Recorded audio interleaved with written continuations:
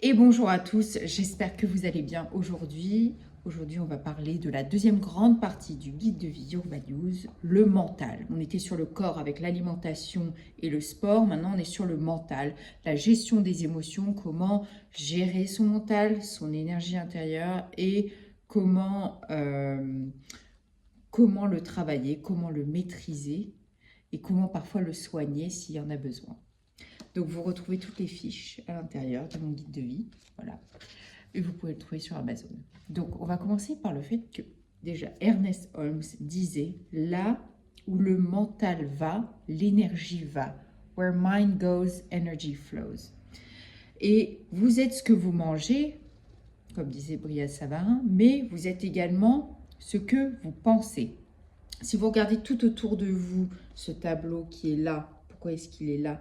L'arbre qui est là-bas, la chaise qui est là, qui a été créée, tout ça, ça part d'idées, de cerveau de différentes personnes. Et c'est assez fascinant quand on voit le monde comme ça. Et la méditation, pour moi, c'est là la clé de la vie, c'est l'essence de la vie. La méditation, c'est juste être. C'est juste être là, en pleine conscience, avec tous ces sens, être conscient de toute conscience, qui est la première valeur qu'on va voir dans la prochaine vidéo. Et quand vous êtes en état méditatif, vous êtes dans cet état de mi-veille, mi-sommeil, comme dans un état juste avant de vous endormir ou juste avant de vous réveiller. Vous avez cet état demi. Eh bien, c'est là où vous pouvez changer votre cerveau, modifier votre cerveau, reprogrammer votre cerveau. Donc, la méditation, déjà, elle vient du Kerala en Inde et puis on la retrouve à peu près dans toutes les cultures. C'est très important, j'insiste sur le fait d'avoir un moment chaque jour, même si c'est 5 ou 10 minutes, où on se reset, qu'on se remet à zéro. On est là sans musique, sans bruit, sans rien. On ferme les yeux, allongés, assis comme vous voulez, et vous prenez conscience de votre corps. Les sensations, la vue, l'ouïe, tout ce qui se passe. Juste prenez conscience. Un instant comme ça et je vous promets que ça change la vie. Ça change la vie, vous vous remettez à zéro complètement et vous travaillez beaucoup mieux, vous vous sentez beaucoup mieux, vous comprenez beaucoup mieux et vous comprenez beaucoup mieux le monde, la manière dont il fonctionne.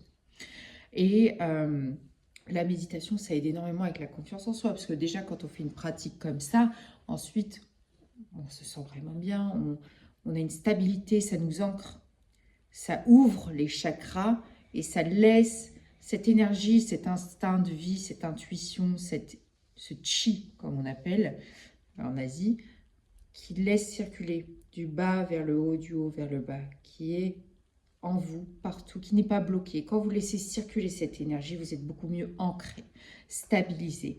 Vous avez la loi de l'attraction aussi. Cette énergie, quand vous apprenez à la maîtriser, vous pouvez attirer ce que vous voulez. Vous pensez, vous réfléchissez. Il y a un livre qui est génial là-dessus, ça s'appelle Le Secret, qui est formidable. Vous pouvez diriger, maîtriser cette énergie. Et vous avez tous les détails par ailleurs dans mon livre, vraiment avec les fiches détaillées de ce que vous pouvez faire chaque jour. Et il y a également différentes méthodes aussi qui sont intéressantes pour le mental, des choses à faire chaque jour. Mettez des plantes, du verre, des tableaux, ça peut être des tableaux des natures mortes si vous préférez, ou des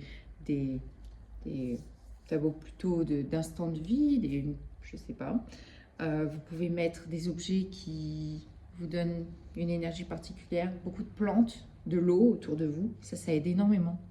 Et nettoyez régulièrement vos espaces.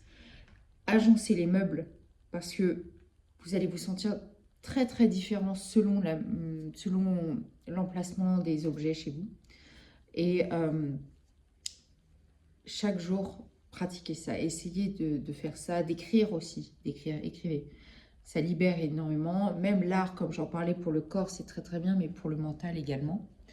Et voilà, n'hésitez pas à lire aussi, beaucoup à lire, à vous cultiver, à faire travailler votre mental, la manière dont votre cerveau va faire le processus de trier les choses de la vie peut-être, de trier les informations, de réfléchir rapidement. Vous utilisez moins votre téléphone et vous faites plus de calculs mentaux, d'écriture, et votre cerveau fonctionnera totalement différent. Et d'ailleurs, je crois que c'est un des plus gros mal de notre génération, c'est tous ces téléphones, etc. Je pense que ça brouille un petit peu le cerveau. Vous allez voir, il y a tout un nuage qui va partir et les choses seront beaucoup plus claires.